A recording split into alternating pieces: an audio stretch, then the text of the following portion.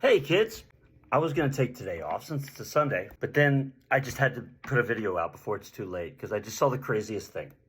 You know, yesterday's video created quite a stir, calling out that invisible operation that they've been using to target me and perhaps others. But it had an unexpected consequence.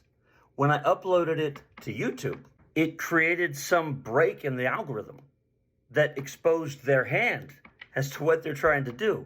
You see, in that video, I also referenced that show, Shining Light, which was of this mother and Watts family. This show was really sweet until Chris Watts sacrificed the three kids. In that little blurb, I also referenced that occurred because I was energetically connected. They were feeding on my energy without me knowing it. And I took the course that I designed and hadn't done in several years. At exactly that time, my energy, I was pulling it back. And so Chris, the head of that family, who was a clone, went berserk and killed the whole family. And it wasn't just berserk, it was aggressive. It was part of a satanic ritual to try to get me to go down again. It's what they do. They sacrifice, and that is how they feed the demons, and it gives them power to try to stop lightworkers. Well, get this. Go to Shining Light right now, as soon as you see this, and look what's up there. The computer algorithm created deep fakes. It erased the whole history. And now there are deep fakes as if the woman who was killed is still alive, as if the murders never happened. And look at the fakes. It's not that convincing yet. I think it's a technology that they haven't perfected yet. But you can go look at that, and then go look at Netflix. There's already the Watts family murders. There's a whole documentary that came out in 2020, 2 years after the deaths happened. So right now, the computer, without, I was told, consent of the higher-ups at YouTube, the computer generated this whole fictitious story. Why? In my consultation with Spirit, the answer was this. The computer can't compute union. It listens to everything we say on every video, and it tries to work it into a model and then spit it back. But my thinking created a paradoxical loop, and it blew its mind. And then it just started creating videos. And you'll see in all the videos, they're like always smiling. It's kind of creepy. And one of the interesting things is you can also see the agenda that was programmed into that, which is to sell a product named Thrive.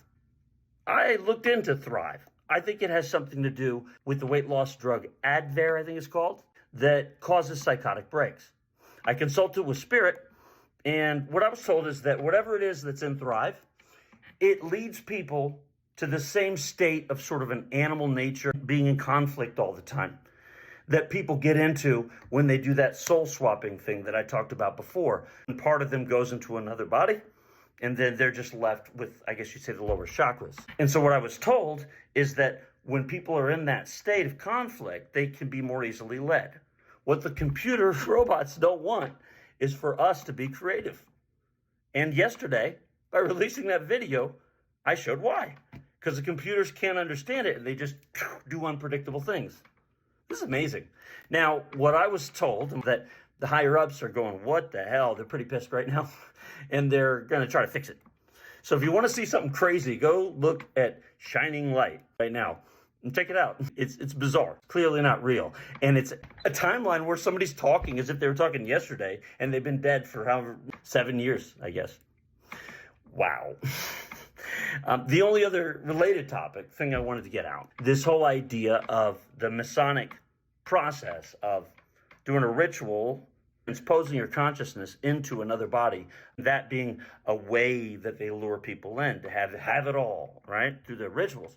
But then you end up with a consciousness with two bodies. The one left behind tends to behave in an animalistic way. Nearly everyone I dated since 2010 was enlisted into the effort against me. At least 8 of them went through that process. I looked up their names online. They were all pretty meek, sweet people. I tended to date sweet people. Well, they became criminals. There was larceny, there's some murders, there's all kinds of stuff.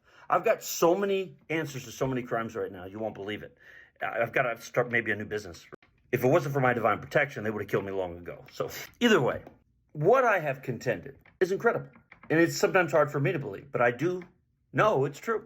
You'll have to decide for yourself. And instead of getting into a long-winded explanation, I want to give you some evidence, visual evidence, that I may in fact be right. You go with your gut. Here are a few pictures for you to consider. First, here's a picture of Chris Watts from that show.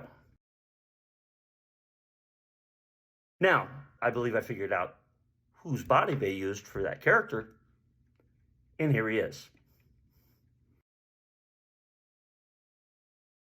T.J. Watt, Pittsburgh Steelers, part of the Watt brothers. Pretty similar, huh?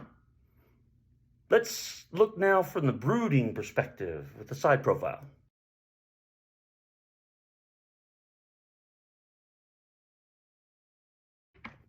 Not just similar, identical.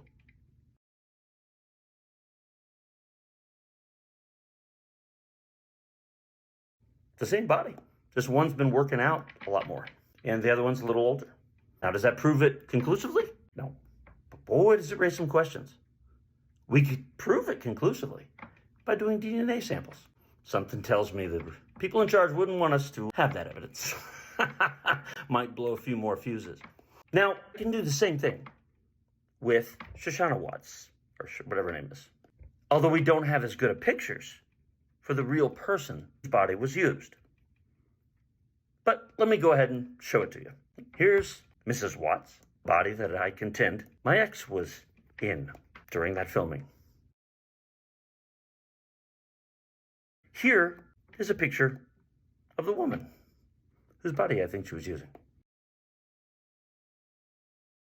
She's one of the 4 women who were murdered in 2010. The sex workers, Long Island. And the interesting thing is, follow-up questioning of the investigations there have concluded that she actually lived in Clearwater.